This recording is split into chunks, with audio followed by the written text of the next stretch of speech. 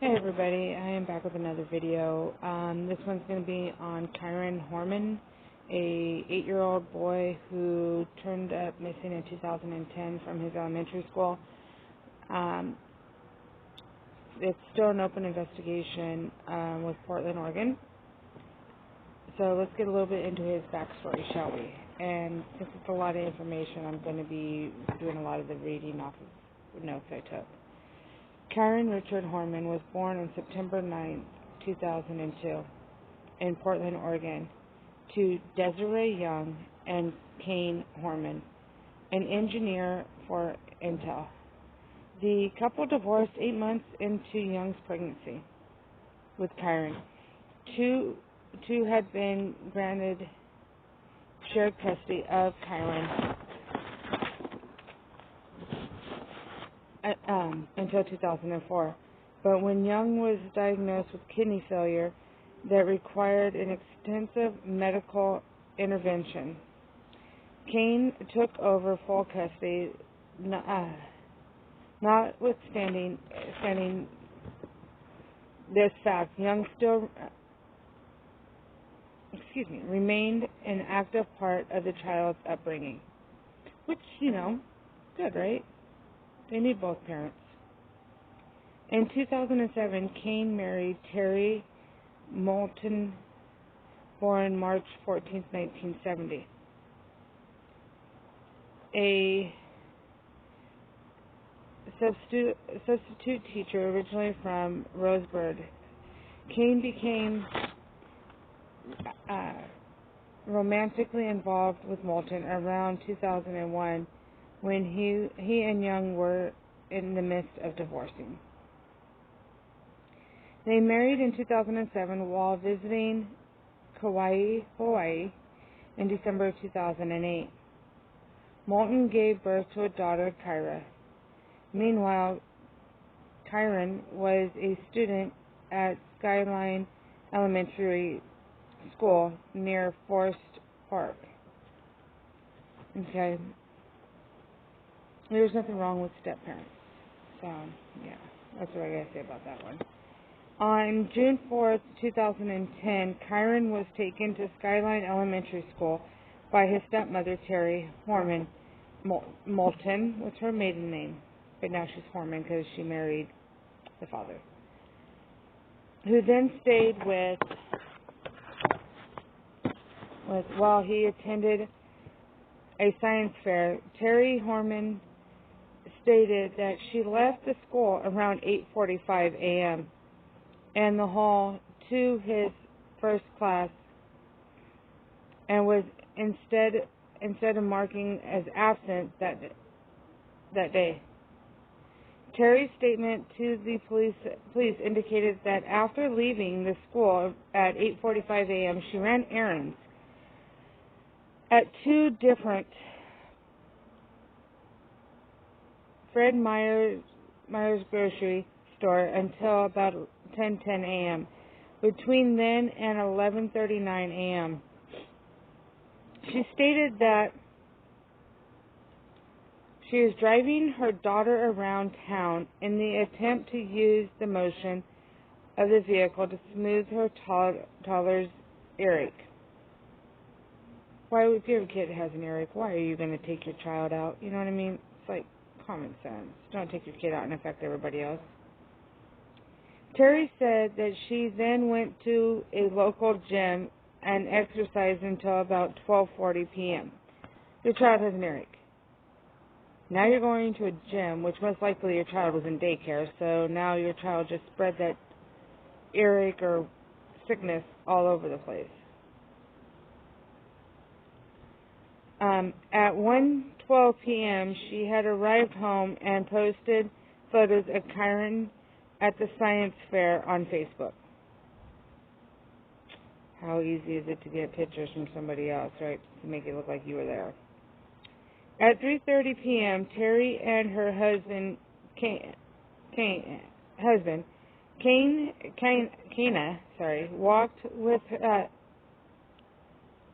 Kane, walked with their daughter, Kyra, to the bus stop to meet Kyron. the bus driver told them that the boy had not boarded the bus. Sorry, guys, I'm sitting outside, so if you see me looking around, I'm trying to watch my surroundings. The kid did not board the bus, and to call the school to ask his whereabouts. Terry did so, only to be informed by the school security that, as far as anyone there knew, Kyron had not been at school since early that day, and that he accordingly been marked absent. Now, I know here in the United States, if you don't show up for school, you are marked absent. Sometimes there are mistakes. Like you're late for class and the teacher marks you absent and then forgets to change it before they turn it into the office. Sometimes that does happen.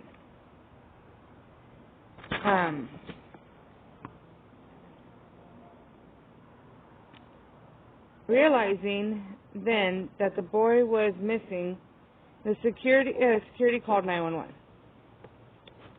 Okay. So at least they called 911 like immediately. Search efforts for Kyron were extensive and primarily focused on a 2-mile radius around Skyline Elementary and the Savi Islands, approximately 6 miles away. Now, I can understand going 6 miles, and I can understand being close to school. What if he just wandered off, and he was sitting somewhere? That's understandable. Just search close proximities of where the last child was at or seen. The reason why they expanded out to 6 miles is due to the fact that what if somebody, like a pedophile or somebody, picked up the child, right, and took off with them. Law enforcement did not disclose their reasons for searching the area where they did, which included a search of Savi Islands Bridge. On June 9th, 2010, the Horman family, who had intensively refused to speak with the media, released a statement. Kyron's family would like to thank the people for supporting an interest in finding their son.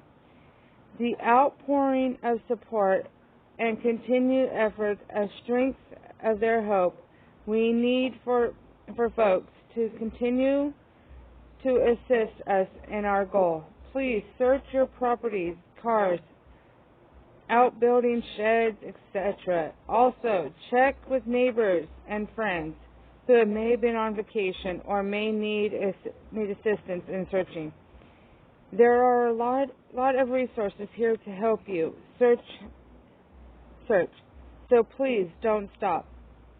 It is obviously a difficult time, and they want to speak to the people or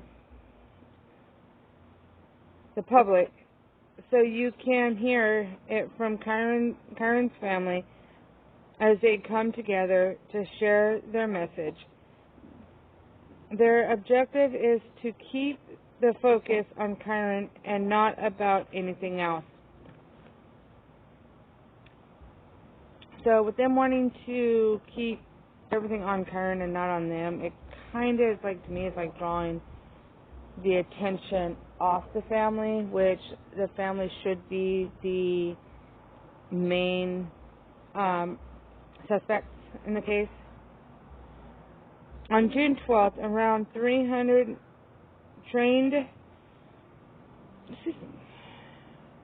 resources were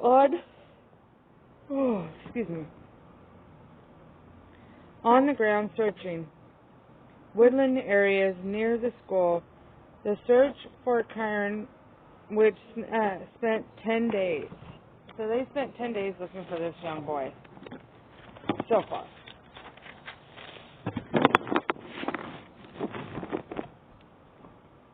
Was the largest in Oregon's history and included over 1,300 searchers from Oregon, Washington, and California.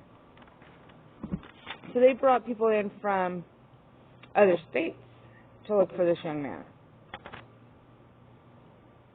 A reward posted for information leading to the discovery of Kyron, which was entirely $25,000 expended to $50,000 in late July of 2010. In late June of 2010, in the midst of the search, Kyron was reportedly told by investigators that Terry had offered their landscaper, Randolph Sanchez, a lot of money to kill her husband. Why? Why would you say that if all your intentions are supposed to be on finding this young boy?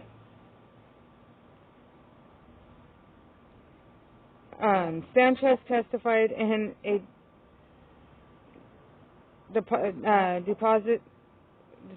depositation that Terry approached him to kill her husband in January of 2010, 5 months before Kyron's disappearance. In her own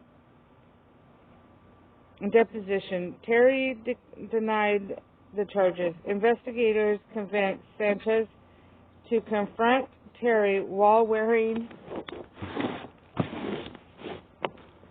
audio surveillance devices, but they were unable to obtain any evidence and could not make an arrest. On June 28th, Keynes filed for divorce and obtained a restraining order against Terry. The divorce was granted, and Terry was eventually granted supervised visitation with her daughter. During this time, Terry filed two separate polygram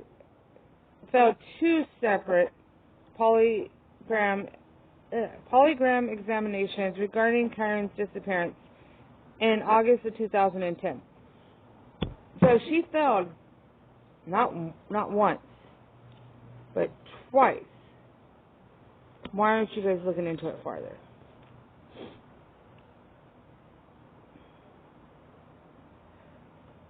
It was announced that law enforcement were searching for an individual allegedly seen by two witnesses settled inside a Terry's truck outside of Skyline Elementary the day of the disappearance. Bruce McLean, a former sheriff for the Multnomah County Sheriff's Office, told CBS News the identity of the second person, if he or she exists, could be critical in determining what happened to Kyron after 9 a.m. on June 4th. Meanwhile, in July of 2010,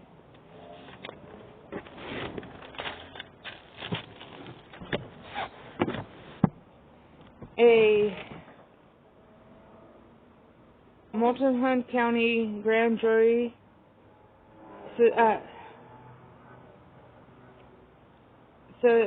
supposed friends of Terry's, including Dee Dee Spencer, whom Young and Kane described as having been close to communication with Terry and provided Terry with support, and advanced that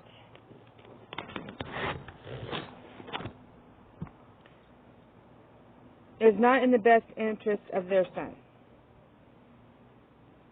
So this person is close to the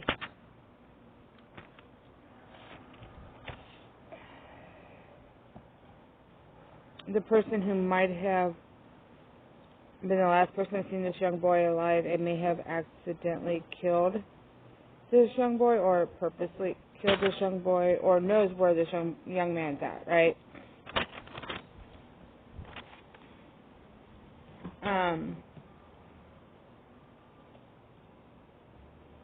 According to law enforcement, Spencer said was extremely comparable and allowed a search of her property and cars, as well as enduring 3 hours of questioning from detectives.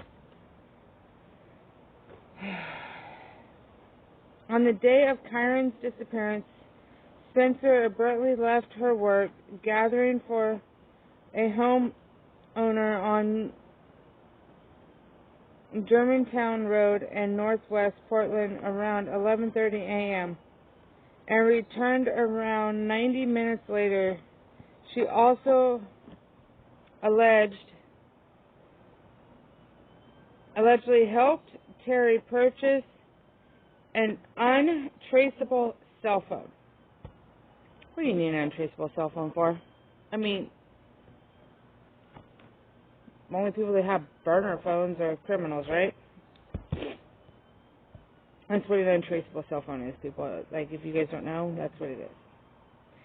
During this time, Spencer told journalists, "If I thought for a second that she was capable of foreplay, or foul play, foreplay, I'm trying to turn this a little dirty now, aren't we?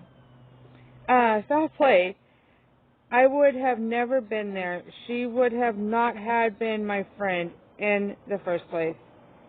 In early August 2010, both Young and Kane were suspended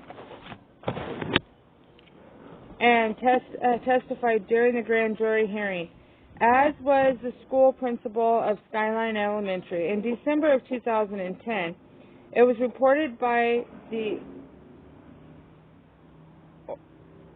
organies that the grand jury had yet to provide compelling evidence yielding a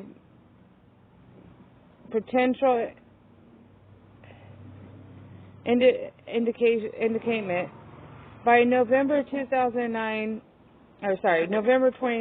2010, search efforts in Kyron's case had cost an estimate of $1.4 million, according to county commissioners, and yield 4,257 tips.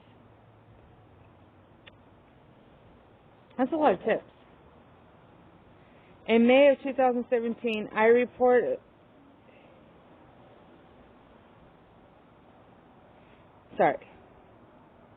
me try this again. In May of 2017, it was reported by Portland station KGW that a secret grand jury panel continued to hear evidence of Kyron's disappearance and had convinced on multiple occasions during the report of Kyron's case was described as still active and ongoing. 2 months later, in July of 2017, law enforcement conducted further searches along results.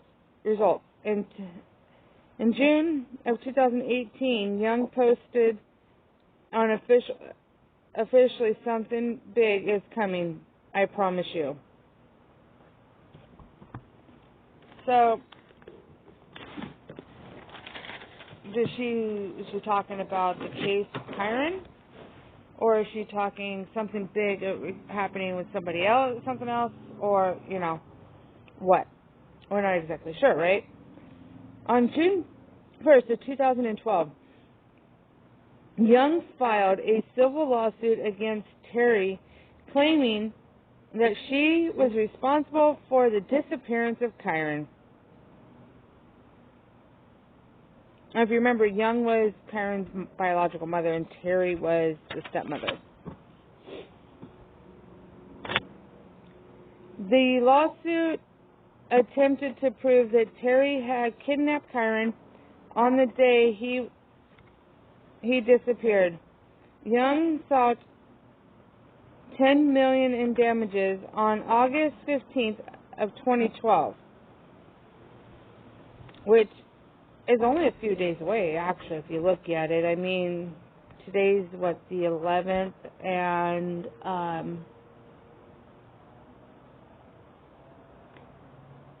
the 15th is Monday, so it's only a few days away from when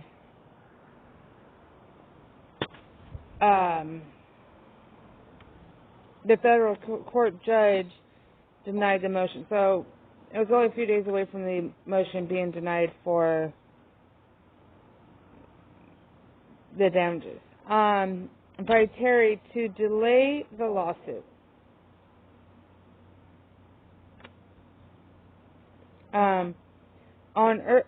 In early October of 2012, Spencer refused to answer any of the 142 questions posed to her during a deposition regarding Young's lawsuit. Among the questions were several regarding Spencer's Terry that day. She also denied the identity of photos of Kyron, which she had met him before or not, and whether she knew his father, Kane. If you knew the stepmom, you knew the father. I mean, and why would you have somebody else's child's pictures with you, you know? During testimony provided by Kane in a support hearing the same year, he stated that police had told him they had more probable causes to think that Terry Horman was, here we go, now let's blame the mom, right, involved in Kane's disappearance than they did 2 years ago. On July 30th in 2013, it was announced that Young had dropped the lawsuit against Terry so as not to interfere with the ongoing police investigation. Seriously. Let's drop charges so it doesn't interfere. Wouldn't it help out the police department if you were actually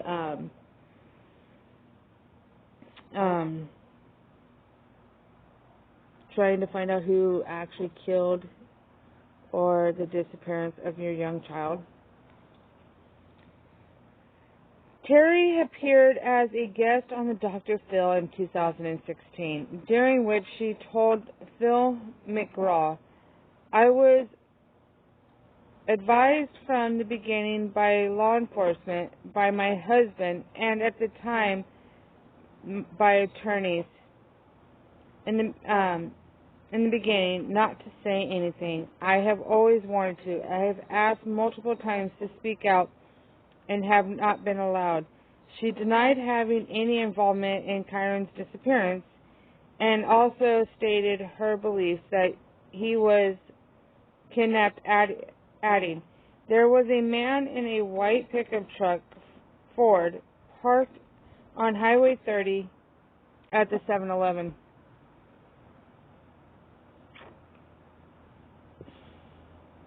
How would you know this unless you were in the area?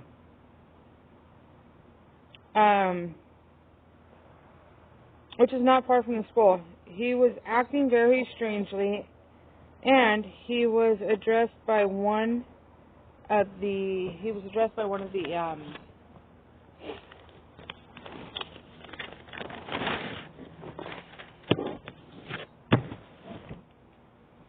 employees, because he had been pacing back and forth in front of the 7-Eleven for about an hour.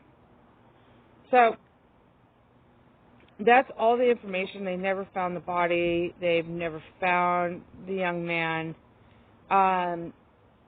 Nothing else. There are people out there that are searching for this young boy. Well, now, almost 20 years old, young man. If you have any information regarding this, you can contact Portland Crime Stoppers at 1-503-823-4357 or Portland, Oregon's FBI at 1-503-224-4181. And Adventures with Purpose are a dive team that has also been off and on looking for Kyron. They're not sure if he is on land or if he's in water or what. I will post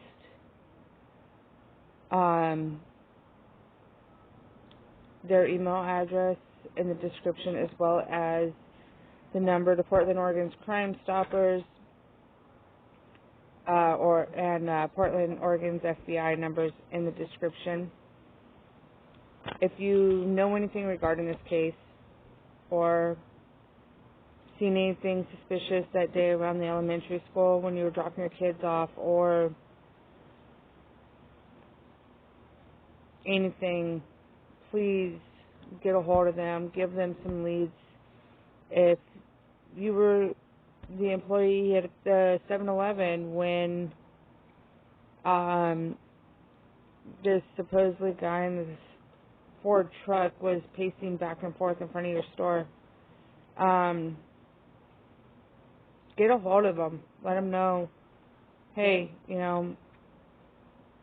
this is what I saw. This is what I heard. Maybe you heard a conversation with him on the phone with somebody, or